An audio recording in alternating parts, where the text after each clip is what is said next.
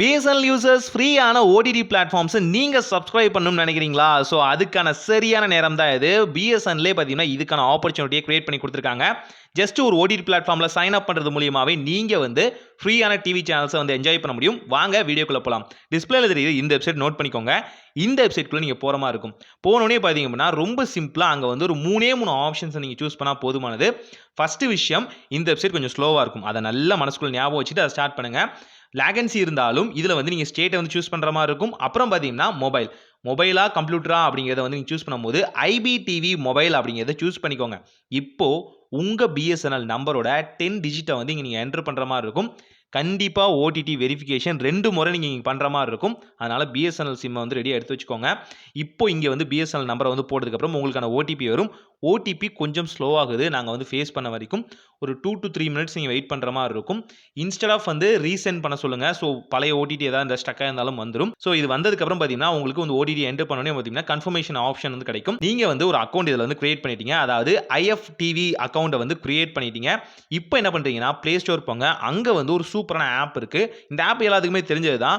OTT player app அப்படிங்கிற இந்த app வந்து ஜஸ்ட் வந்து நீங்கள் வந்து இன்ஸ்டால் பண்ணுற மாதிரி இருக்கும். இதை இன்ஸ்டால் பண்ணிட்டு ஃப்ரெஷ்ஷாக ஒரு அக்கௌண்ட் ஓப்பன் பண்ணுங்க. ரொம்ப சிம்பிளாக இதை வந்து ஃப்ரெஷ்ஷாக வந்து ஓப்பன் பண்ண உடனே இங்கே நீங்கள் பண்ண வேண்டியது எல்லாமே எடுத்த உடனே உங்களோட வேற மொபைல் நம்பரையோ வேற கரண்டான அக்கௌண்ட்டையோ கிரியேட் பண்ணிடாதீங்க, கொடுத்துடாதீங்க. எடுத்த உடனே ஜஸ்ட் வந்து அக்கௌண்ட்குள்ளே போங்க. அங்கே வந்து பார்த்தீங்கன்னா நீங்கள் லாகின் பண்ணுற மாதிரி இருக்கும். அதுக்கு நீங்கள் சைன்இன் பண்ணணும்.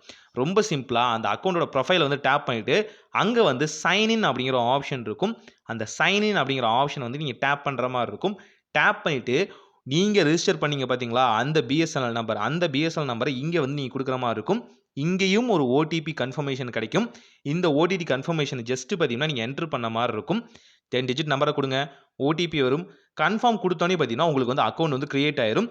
இப்போ பார்த்தீங்கன்னா ரொம்ப சிம்பிளாக நீங்கள் வந்து movies, TV series and web series and OTT பிளாட்ஃபார்ம்ஸ்க்கான சப்ஸ்கிரிப்ஷன் கிடைச்சாச்சு. பிஎஸ்என்எல் யூசர்ஸ்க்கு மட்டும்தான், திரும்பவும் சொல்லிட்டேன், பிஎஸ்என்எல் யூசர்ஸ் மட்டும்தான் இதை யூஸ் பண்ண முடியும்.